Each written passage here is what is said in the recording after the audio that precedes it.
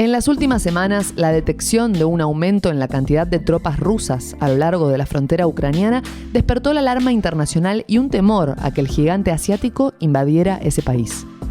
Estados Unidos y sus aliados europeos hicieron intentos de resolver el problema por vía diplomática, por ahora sin resultados. Vladimir Putin dice que no tiene intenciones de invadir Ucrania, pero sin embargo, sus tropas siguen ahí. Si Putin no quiere invadir Ucrania, entonces, ¿qué está pasando? ¿Qué quiere Rusia? La cosa es más compleja de lo que parece.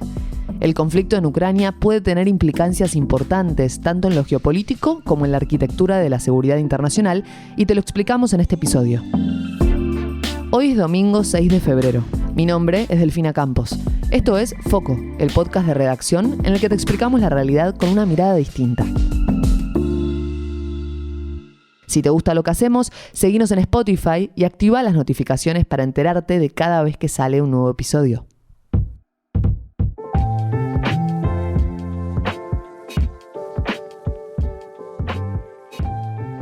En 2019, Volodymyr Zelensky fue elegido presidente de Ucrania. En su campaña, él había prometido buscar una solución al conflicto que se vive al este del país, un conflicto que ya lleva años. Para resolverlo, Zelensky tendría que sentarse en la mesa a negociar con Vladimir Putin, presidente de Rusia, y posiblemente hacer varias concesiones que podrían costarle bastante caro. En lugar de esto, Zelensky pegó un volantazo. Decidió acudir a Occidente, más precisamente a la OTAN, u Organización del Tratado del Atlántico Norte, para pedir asistencia militar. En más de una ocasión, Zelensky expresó su deseo de que Ucrania se sume a esa entidad. La OTAN respondió al pedido de Zelensky, y en el último tiempo, miembros de esta alianza militar, como Estados Unidos y Reino Unido, empezaron a cooperar con Ucrania mediante reformas, entrenamientos, proveyendo o vendiendo equipamiento militar. Y Putin ve esto como una amenaza. El presidente ruso no quiere que Ucrania se acerque a la OTAN, y mucho menos que se convierta en miembro. Pero vayamos por el principio. ¿Qué es la OTAN? La OTAN, u Organización del Tratado del Atlántico Norte, es una alianza militar entre distintos países que rige desde que se firmó el Tratado de Washington en 1949. Es un sistema de defensa colectiva. Básicamente, si atacás a algún país del miembro de la OTAN, te estás metiendo con el resto. ¿Quiénes lo componen? Inicialmente fueron Estados Unidos y los países de Europa Occidental, como Francia, Italia, Alemania o España. Pero después se unieron muchos países de Europa del Este: República Checa, Bulgaria, Lituania, Letonia, Estonia, Eslovaquia y Rumania, por mencionar algunos. El presidente ruso Vladimir Putin se opone a la incorporación de Ucrania a la OTAN porque Ucrania es un país muy importante, es un país grande que está muy cerca de las fronteras rusas. Si Ucrania se incorporara a la OTAN, eso significaría tener bases militares muy cerca de territorio ruso, y además de territorio ruso muy poblado, porque el oeste de Rusia es la región más poblada de Rusia, sin lugar a dudas. Que Ucrania se incorpore a la OTAN es un riesgo para la seguridad rusa, es una amenaza a la seguridad rusa, y además es una amenaza al orgullo ruso, a esta idea de Rusia como potencia, la idea de una Rusia que puede no expandirse territorialmente, pero sí expandir sus influencias.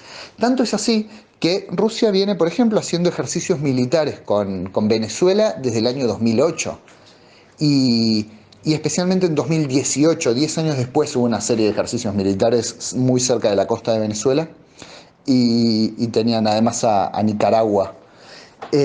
Por supuesto, esto a Estados Unidos no le gustaba nada, de la misma forma que a Rusia no le gusta ver ejercicios militares de la OTAN en el Mar Negro.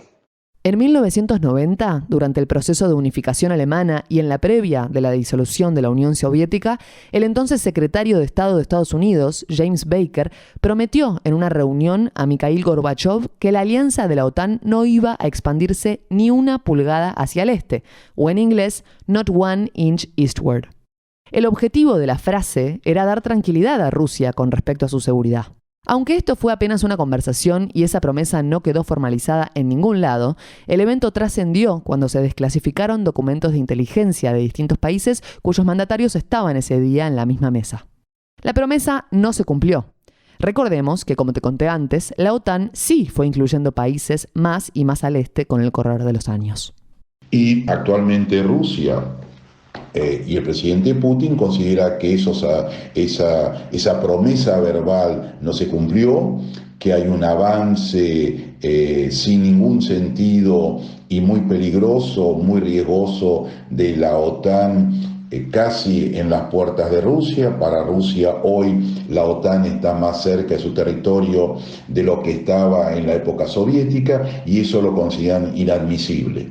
Por eso es que en los últimos 2 años ha crecido más la demanda y la exigencia de tratar de retrotraer esto al año 1997, cuando fue la primera expansión de la OTAN hacia el este, y exigir, por lo tanto, que las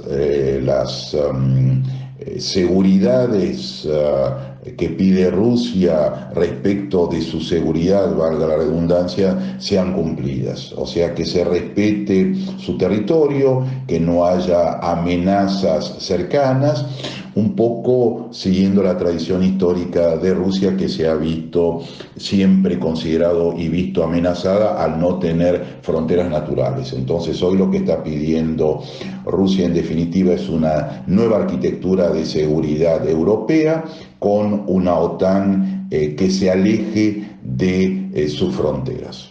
Y esa promesa obviamente fue incumplida, primero por Clinton y después sucesivamente por otros gobiernos, porque muchos de los países que estaban bajo la égida de la Unión Soviética pasaron a formar parte de la OTAN, no solamente de la Unión Europea.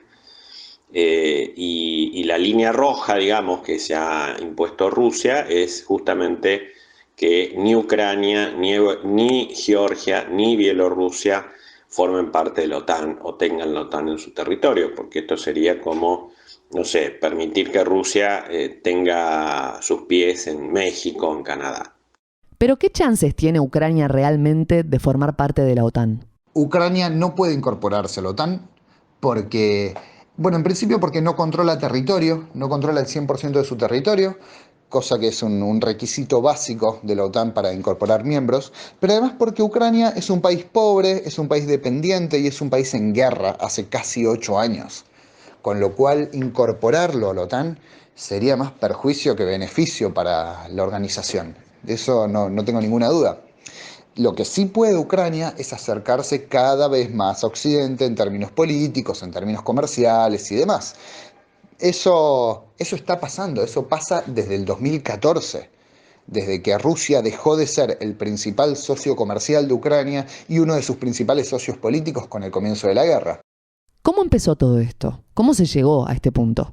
Para entender bien los orígenes de esto, hay que remontarse a décadas atrás, a la disolución de la entonces Unión de Repúblicas Socialistas Soviéticas. Hablé con el embajador Ricardo Lagorio. Lagorio fue embajador de Argentina en Rusia entre los años 2017 y 2021.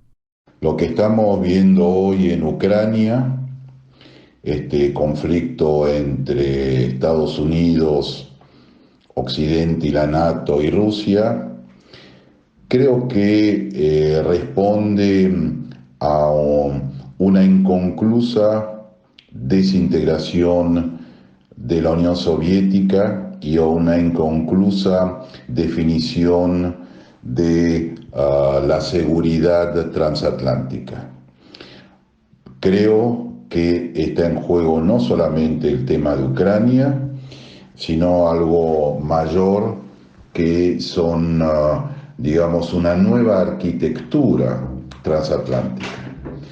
Así que me parece que este es el gran telón de fondo para tratar de entender el conflicto y que va mucho más allá de el territorio de Ucrania. Ucrania durante decenios fue parte de la Unión de Repúblicas Socialistas Soviéticas. Si bien existían la Unión Soviética y después la Unión de Repúblicas Socialistas de Ucrania y la Unión de Repúblicas Socialistas de Bielorrusia, en el fondo durante decenios era una misma entidad. Por lo tanto, hubieron muchas generaciones que se educaron, que se criaron, que crecieron en la órbita del Imperio Soviético. Esto cambia a partir de 1991, no se olviden que en diciembre del 91 los presidentes de Rusia, Bielorrusia y Ucrania dan finalizada a la Unión Soviética y al día siguiente, digamos, Gorbachov la disuelve. Así que el año 91 Ucrania es un país absoluta y totalmente independiente, pero quedan resabios culturales, históricos, geográficos, educativos, lingüísticos rusos en Ucrania. Desde la disolución de la Unión Soviética, Ucrania se convirtió en un país básicamente dividido en dos, desde lo lingüístico, lo cultural, lo político e incluso lo religioso. Así lo explica Marcelo Montes. Él es doctor en Relaciones Internacionales, especialista en política exterior rusa y profesor en la Universidad Nacional de Rosario. Los proeuropeos dentro de Ucrania lo que ansían es justamente que Ucrania forme parte, primero de la Unión Europea y segundo, tenga la protección en materia de seguridad por parte de la OTAN. Todos sus vínculos culturales y su pasado los relacionan con el Imperio Austrohúngaro, con la Confederación Letona-Polaca. Religiosamente son mayoría de cristianos cristianos ortodoxos y católicos, pero cristianos ortodoxos no de la Iglesia o no del Patriarcado de Moscú, sino en este caso el de Ucrania, que se ha separado desde hace algún tiempo del Patriarcado de Moscú. Así que claramente son ucranianos proeuropeos. ¿Cuán importante es esta parte de la población? Bueno, la más importante en términos de población, justamente porque estamos hablando de una población total de 43, 44 millones de habitantes, y allí hay más de 35 millones en total. Los prorrusos tienen relación comercial, económica y cultural con Rusia, con la Rusia postsoviética en todo sentido. Son cristianos ortodoxos vinculados con el Patriarcado de Moscú y son, insisto, comercialmente, industrialmente dependientes de Rusia. Como si esto fuese poco, las divisiones no terminan ahí. También hay divisiones dentro del oeste ucraniano. El oeste del país, uno podría decir que pretende acercarse a la Unión Europea, pretende acercarse a la OTAN, y es de hecho el sector que domina Ucrania desde el año 2014, desde el inicio de la guerra en Donbass. Tanto es así que en 2019 se cambió la constitución para tener un mandato constitucional de acercarse, de intentar incorporarse tanto a la OTAN como a la Unión Europea. Él es Ignacio Utin, periodista y magíster en Relaciones Internacionales, especializado en Europa Oriental y Balcanes. Utin trabajó en zonas de guerra y escribió los libros Ucrania-Donbass, una renovada guerra fría, y Ucrania, crónica desde el frente. Pero al mismo tiempo, desde el oeste, hay sectores muy nacionalistas, extremadamente nacionalistas, muchos de ellos abiertamente violentos, algunos de ellos abiertamente neonazis. Y esos sectores, por supuesto, que no están a favor de incorporarse a un bloque continental, porque sería desligarse de autonomía, sería perder autonomía. Entonces hay un conflicto interno hacia el oeste, pero al mismo tiempo el este, un sector más prorruso, busca acercarse aún más a Rusia. Hay un fervoroso nacionalismo ucraniano, ilógico en un país que nunca fue independiente, excepto en los 30 últimos años, pero bueno, es típico esto, porque esto ya lo habíamos visto en Alemania, en la Alemania nazi, ¿no? Es decir, el nacionalismo a veces en estos países europeos aparece cuando uno menos lo espera, y en el caso ucraniano tiene mucho de nacionalismo, ¿no? Con Z, no con C.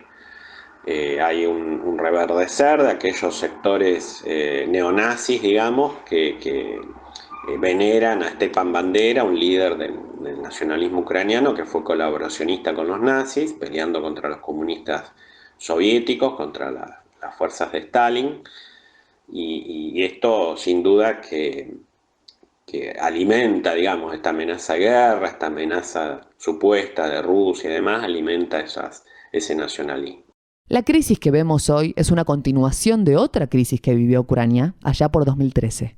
A fines de ese año, Ucrania era gobernada por Viktor Yanukovych, un político de la zona este del país. En ejercicio, Yanukovych hizo gestos de acercamiento a Rusia, negándose, por ejemplo, a firmar un acuerdo comercial con la Unión Europea. Y esto generó un enorme malestar en la porción pro-europea del país. Mucha gente interpretó esto como el alejarse de los valores democráticos, liberales que supuestamente representa la Unión Europea y acercarse a los valores no democráticos o iliberales que representaría la Rusia de Putin.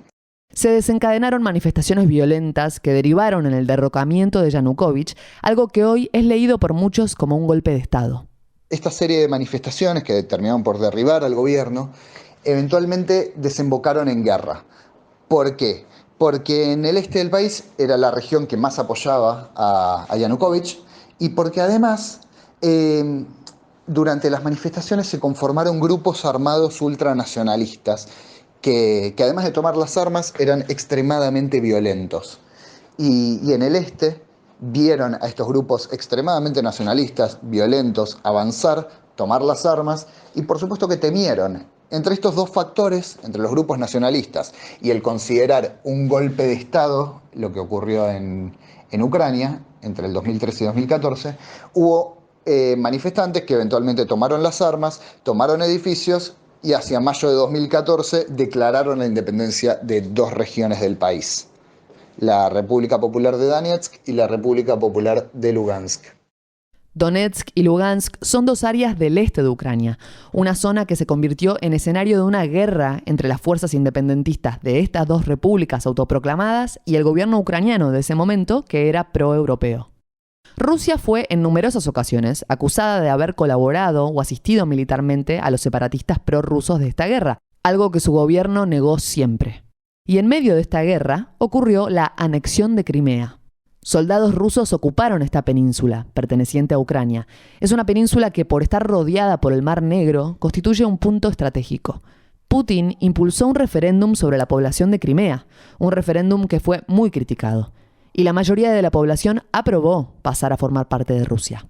Yo creo que nadie lo cuestionó demasiado, más allá de todos los reclamos que haga Ucrania y demás, un poco porque Ucrania estaba en una situación política insostenible, absolutamente insostenible, y otro poco porque más allá de que el referéndum en Crimea haya sido un chiste, más allá de eso, prácticamente toda la población de Crimea quería ser parte de Rusia. Prácticamente toda la población. Y además, como si esto fuera poco, el levantamiento de movimientos nacionalistas en Ucrania afectaba a la población de Crimea, porque prácticamente toda la población de Crimea no es ucraniana. En buena parte son rusos, hay ucranianos, por supuesto, pero también hay muchos tártaros. Y los tártaros son un pueblo túrquico musulmán, que no tiene absolutamente nada que ver con Ucrania, con lo cual ellos tampoco estaban muy contentos con la idea de grupos nacionalistas, ultranacionalistas armados, avalados por Kiev. Me parece que de ninguna forma Crimea puede volver a ser parte de Ucrania en el corto plazo. La población efectivamente, de manera mayoritaria, decidió volver a Rusia. Eso no cabe la menor duda, porque esa misma población en el 92 había decidido cuando se le dio a elegir, mantenerse bajo Ucrania, porque en ese momento Rusia era un país de incierto futuro. No se sabía si iba a terminar como Yugoslavia, disuelta o disgregada, ¿no? Por supuesto, el panorama en 2014 es diametralmente distinto. La que estaba en duda allí de continuar integrada era Ucrania, y la que está fortalecida y ya en términos de potencia energética y con cierta voz internacional es Rusia. Después de la anexión de Crimea, empezó un proceso de paz en 2014 y 2015 conocido como el Acuerdo de Minsk, en el que Francia y Alemania, con el apoyo de Estados Unidos, intentaron resolver por vías diplomáticas este conflicto. Pero el acuerdo nunca llegó a implementarse y la cosa sigue escalando. Se estima que desde entonces hasta hoy en la zona murieron alrededor de 14.000 personas. 9 años después de que comenzaran estos acontecimientos, Ucrania vuelve a ser un punto de conflicto en el que se concentran las diversas tensiones existentes entre este y oeste. Más de 100.000 soldados rusos se distribuyen a lo largo de toda la frontera entre Rusia y Ucrania, y los medios de comunicación actualizan el conflicto cada día, dejando la sensación a veces de que una guerra es inminente. ¿Cuánto de verdad hay en esto? La probabilidad de una guerra abierta entre Rusia y la OTAN, yo creo que está descartada. Me parece que nadie quiere una guerra abierta, que entre la principal alianza militar del mundo y Rusia, que tiene el mayor arsenal nuclear del mundo. Una guerra abierta entre estos dos actores sería catastrófica para todo el mundo, para todo el planeta. Con lo cual nadie quiere esa posibilidad. No beneficia a nadie. Lo que sí puede ocurrir es, como ya sucedió durante la Guerra Fría, que se enfrenten Moscú y Washington no en forma directa, sino en forma indirecta. Y no es casual entonces que Estados Unidos, la OTAN, está enviando cada vez más armamento a Ucrania. Esto no es ninguna novedad, ninguna novedad. Ya Estados Unidos ha enviado dinero, por ejemplo, entre 2014 y 2019 envió 1,5 mil millones de dólares a Ucrania en cuestiones de seguridad y defensa, en aportes de seguridad y defensa. ¿Qué es lo que está pasando ahora? Bueno, en realidad no es algo de ahora, porque Rusia viene movilizando tropas desde noviembre. Y en noviembre lo que se dijo es que esa movilización de tropas era en respuesta a un supuesto ejercicio militar de la OTAN en el Mar Negro, muy cerca de la península de Crimea, muy cerca de la base naval rusa de Sebastopol, que es un lugar muy importante para Rusia, sin lugar a dudas, es una de sus bases navales más importantes. Y según Rusia, toda esta movilización de tropas no es más que ejercicios militares en su territorio o en territorio de países aliados, como es Bielorrusia. Y de la misma forma que la OTAN puede hacer ejercicios militares, Rusia también puede hacerlo. Rusia cree que hay una especie de conspiración norteamericana-europea para justamente ocuparle su patio trasero y promover revoluciones de colores o revoluciones internas prodemocráticas que lleguen hasta el propio Kremlin, ¿no? Entonces, claramente allí se ve todo esto en términos de conspiraciones. Interés geopolítico, sobre todo por parte de Estados Unidos, bastante injustificado porque realmente Estados Unidos no tiene por qué temer nada, y Europa mucho menos, en relación al probable regreso, al posible regreso del oso ruso imperialista en Europa. No hay tal amenaza. Rusia persigue negocios económicos con Europa, nada más. Por supuesto tiene diferencias ideológicas, valorativas en torno a derechos humanos, tiene una concepción de derechos humanos que Europa no tiene ni va a tener jamás, pero eso no implica que entren en conflicto. En la eventualidad de que un conflicto bélico sí se desatase, ¿qué postura adoptaría la Argentina, considerando, por ejemplo, que Rusia es un importante socio comercial del país? Ante un conflicto bélico, cualquier conflicto bélico, la República Argentina, y eso hace a su tradición diplomática, a su historia diplomática, es guiarse por los principios de la Carta y del derecho internacional. La Carta de las Naciones Unidas es muy clara. En su artículo 3 pide que las controversias se resuelvan de forma pacífica, y en su artículo 4 dice que no solamente el uso de la fuerza, sino que la amenaza al uso de la fuerza está prohibida para solucionar cualquier conflicto territorial. Por lo tanto, en caso de un conflicto bélico, desde ya la República Argentina tendría que condenar al agresor de acuerdo a los principios básicos de convivencia del sistema internacional actual, y siempre apegándose a derecho. ¿Qué acciones serían necesarias para evitar que este conflicto desemboque en una guerra? Evitar una guerra, ¿qué salidas posibles, reales? Realistas en todo caso.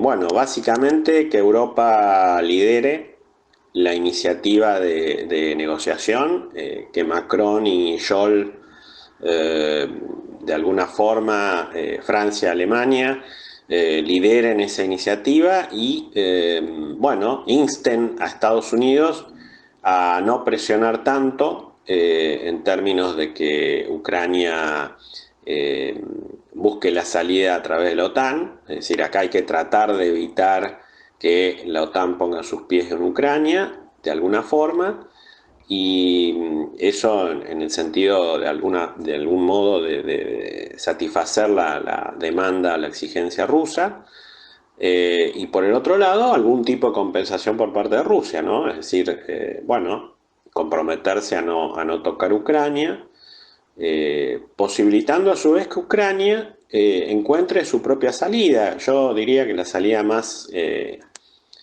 clave en estos términos para resolver el problema pacíficamente, ¿no?, del sudeste ucraniano y evitarle a Rusia excusas para intervenir, justamente es la federalización del país. Una reforma constitucional para federalizar el país, para reconocerle un estatus de autonomía al sudeste ucraniano que hoy no tiene, y en todo caso, si Ucrania quiere entrar a la Unión Europea, algo que Rusia no se va a oponer, claro este punto, Rusia se opone a que Ucrania forme parte de la OTAN, pero no necesariamente que entre a la Unión Europea.